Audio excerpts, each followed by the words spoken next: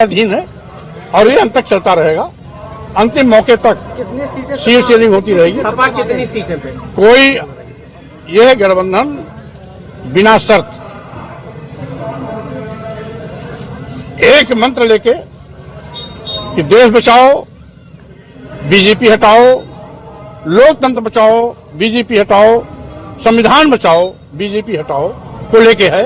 इसलिए इसमें किसी पार्टी के नेता ने अभी तक अपना ईगो आगे नहीं किया, बल्कि सभी लोगों ने झुक करके इंडिया अलायंस को मजबूत बनाने की प्रक्रिया में आगे बढ़े। राहुल गांधी की भारत जोड़ो यात्रा जो आ रही है यूपी में आएगी, क्या इंडिया अलायंस के लोग शामिल होंगे?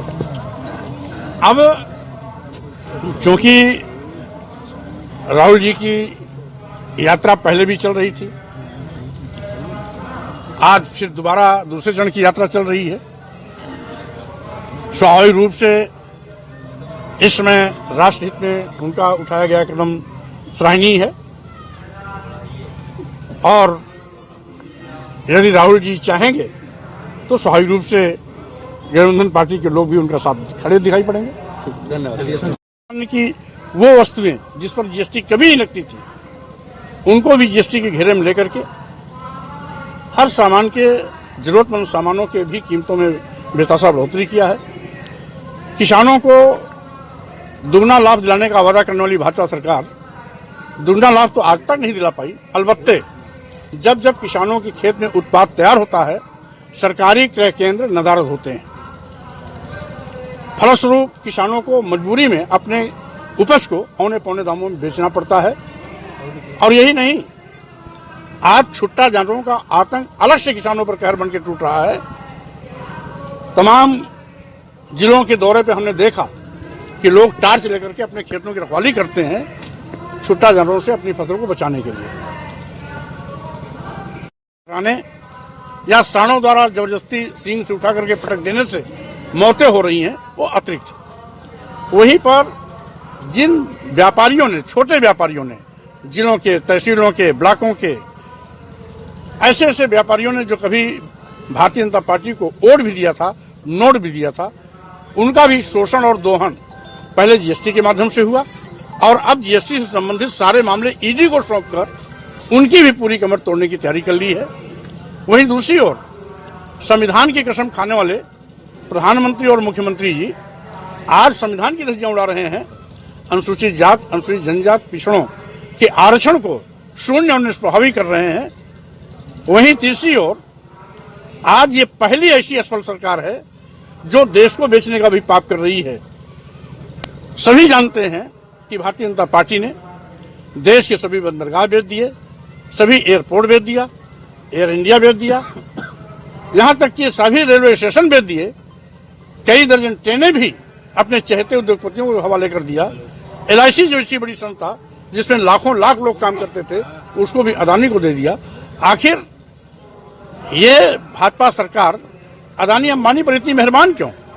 अरबों खरबों की संपत्ति कौड़ियों के भाव देकर के क्या साबित करना चाहती है?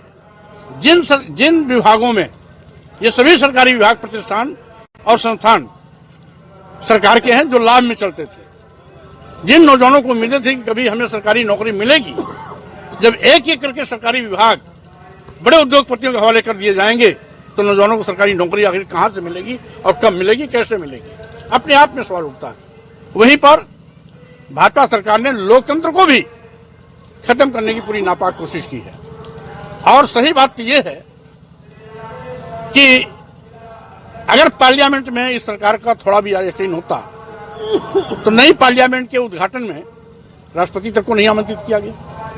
यहां तक कि अगर ये आम जनता का कार्यक्रम होता या सरकार का भी कार्यक्रम होता तो कम से कम महामहिम राष्ट्रपति जी को रामलला मंदिर के प्राण प्रतिष्ठा कार्यक्रम में बुलाना चाहिए था। लोगों ने जब टिप्पणियां करना शुरू की तब उनको आमंत्रण पत्र भेजा गया। और यही नहीं, अगर ये धार्मिक अनुष्ठान होता तो सारे के सारे हमारे चारों शंकराचार्य इस कार्यक्रम में सम्मिलित होते। आज कोई शंकराचार्य इस कार्यक्रम में नहीं हो रहा है, इसका मतलब शंकराचार्यों की भी नजर से ये धार्मिक अनुष्ठान नहीं है, ये धार्मिक कार्यक्रम नहीं है, ये भारतीय जनता पार्टी का निजी कार्यक्रम है। और इसके साथ ही साथ भारतीय जनता पार्टी आज लोकतंत्र को कुचलने का दुस्साहस कर रही है। विपक्ष पार्टी के नेताओं के खिलाफ ईडी, सीबीआई, इनकम टैक्स का दुरुपयोग कर विपक्ष की आवाज को दबाने की कोशिश कर रही है। तो स्वाभाविक रूप से यही असफलताएं भारतीय जनता पार्टी का अंत करेंगी और 2024 लोकसभा चुनाव में भाजपा की विदाई तय है। मायावती हैं, उन्होंने अखिलेश यादव को कहा गिरगिट की तरह रंग बदल रहे हैं, उन्होंने अकेले चुनाव लड़ने का ऐलान किया है, क्या कहना चाहेंगे? देखिए, अब सुश्री बहन मायावती जी पानी पी पी करके पहले भी समाजवादी पार्टी को इस तरह से कोसती थी, लेकिन समाजवादी पार्टी से दो बार उन्होंने गठबंधन किया। 93 में गठबंधन हुआ और उसके बाद 2019 लोकसभा चुनाव में भी गठबंधन हुआ। अगर समाजवादी पार्टी के नेता इतने ही बुरे थे तो दो बार गठबंधन क्यों? इसलिए ये केवल राजनीतिक बयानबाजी है, इसके सिवाय कुछ नहीं। दिल्ली का रास्ता यूपी से होके जाता है और बसपा अगर नहीं शामिल होती है तो इंडिया को झटका नहीं लगेगा। देखिए, बहुजन समाज पार्टी शामिल होती है नहीं शामिल होती है, इसका फैसला तो बसपा सुप्रीमो सुश्री बहन मायावती जी करना है। इसका उत्तर मैं नहीं दे सकता, लेकिन इंडिया गठबंधन में सभी के लिए दरवाजे खुले हुए हैं। अगर वो आती हैं तो उनका भी स्वागत है, समाजवादी पार्टी उनका भी स्वागत करेगी। अखिलेश जी ने कहा कि उनको प्रधानमंत्री हम बनाना चाहते थे, इसमें कोई दो राय नहीं। 2019 लोकसभा चुनाव का गठबंधन सपा बसपा का ये बताता है कि अखिलेश यादव जी ने झुक करके सुश्री बहन मायावती जी के सम्मान में बसपा से हाथ मिलाया था। यहां तक कि मनचाही सीटें भी सुश्री बहन मायावती जी ने ली थी और उसी का परिणाम था कि वो 10 सीट जीतने में सफल हुई, जबकि समाजवादी पार्टी मात्र 5 पर सफल हुई। और अंत में आरोप भी उल्टा उन्होंने सपा पर लगाया था, लेकिन इसके बावजूद अभी भी समाजवादी पार्टी पुराने मामले को भूल करके उनका स्वागत के लिए तैयार है। अगर गठबंधन में आती है तो उनका स्वागत। क्या मनाने जाएंगे? भाई, मनाने की तो बात इसलिए नहीं उठती, जब सबके लिए दरवाजे खुले हैं, वो भी एक पार्टी की राष्ट्रीय अध्यक्ष हैं, 4 बार मुख्यमंत्री रही हैं, तो स्वाभाविक रूप से वो खुद राजनीतिक गुणा भाग जानती हैं, इसलिए वो मनाने का कोई प्रश्न नहीं उठता। वो बहुत वरिष्ठ नेता हैं, हम समझते हैं कि समय रहते वो कोई न कोई सकारात्मक फैसला लेंगे। आइन वक्त पे इस तरह से जिस तरह मुकरी है, क्या लगता है ईडी सीबीआई का कुछ तो नहीं मामला है?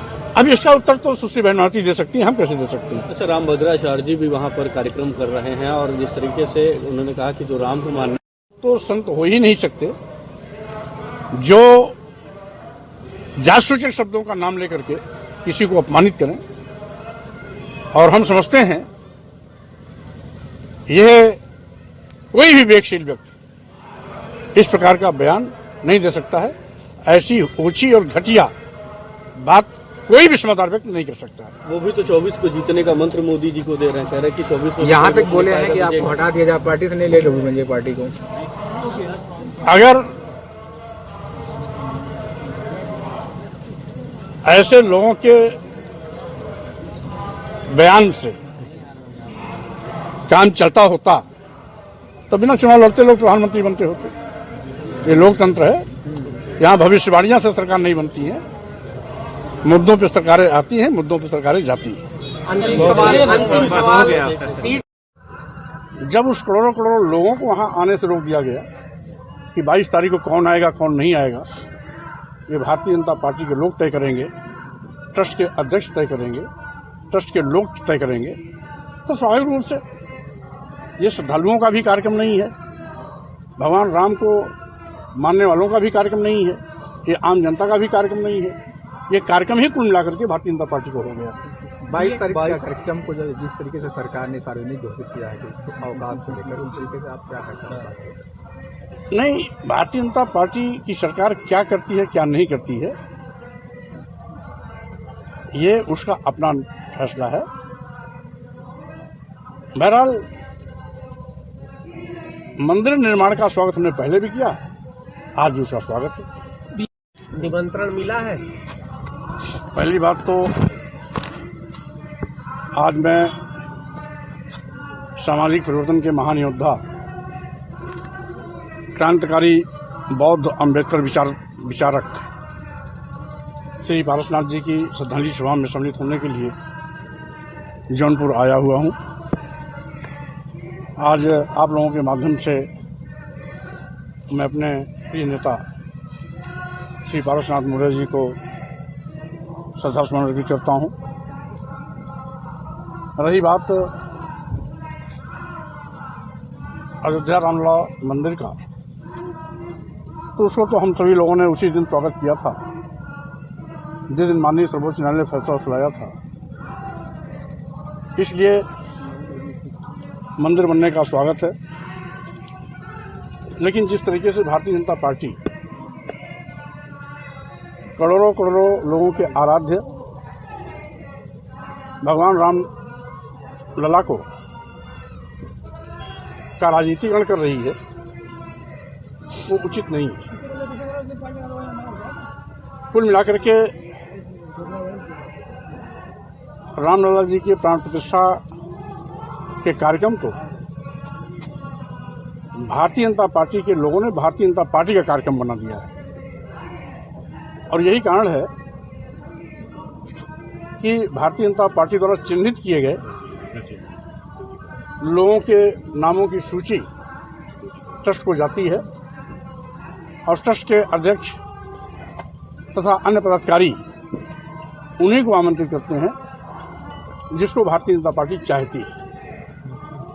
इसलिए जब भारतीय जनता पार्टी का कार्यक्रम है तो स्वाभाविक रूप से स्वामी प्रसाद मौर्य का उससे कोई लेना देना नहीं। अखिलेश यादव जी को निमंत्रण मिला था, फिर भी वो नहीं जा रहे। उन्होंने कहा कि प्राण प्रतिष्ठा के बाद परिवार संग जाएंगे। देखिए, जब आयोजन ही भारतीय जनता पार्टी का है तो भारतीय जनता पार्टी के कार्यक्रम में दूसरी पार्टी के नेता क्यों जाएंगे?